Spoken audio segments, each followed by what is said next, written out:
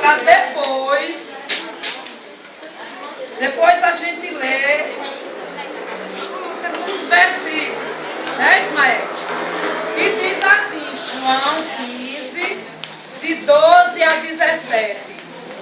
Aqui é o Evangelho de João 15, de 12 a 17. Diz assim: amor fraterno, este é o meu mandamento.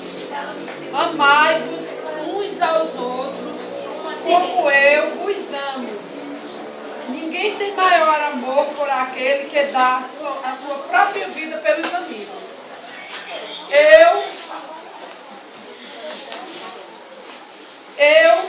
vos mando que vocês amem uns aos outros. Vós sois meus amigos, se fazeis o que vos mando.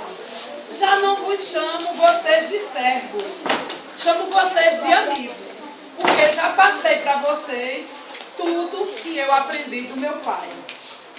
Portanto, os frutos que vocês vão produzir, que sejam frutos fartos, frutos bons. Assim vos constituí, a fim de que tudo quanto perdides ao Pai, em meu nome, Ele vos conceda. O que eu digo a vocês é isto: amai-vos uns, Adriana, amai-vos uns aos outros, como eu amo vocês. Isso aqui é o Evangelho de João 15, de 12 a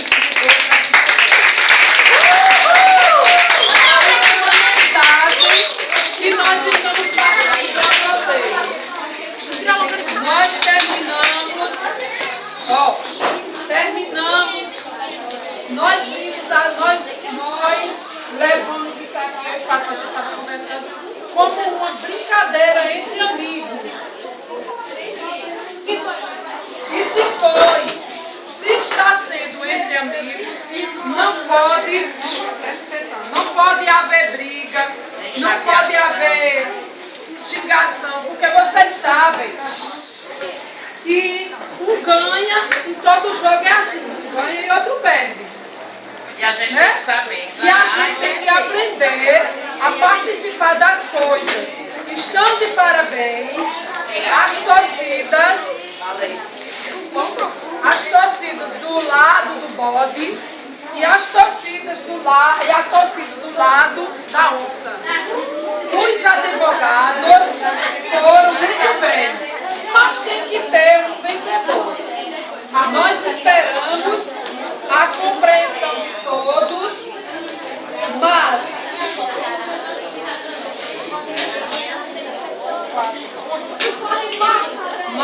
o resultado foi esse. O resultado final. Nós vamos pela ordem alfabética. O bode teve 147 pontos e meio.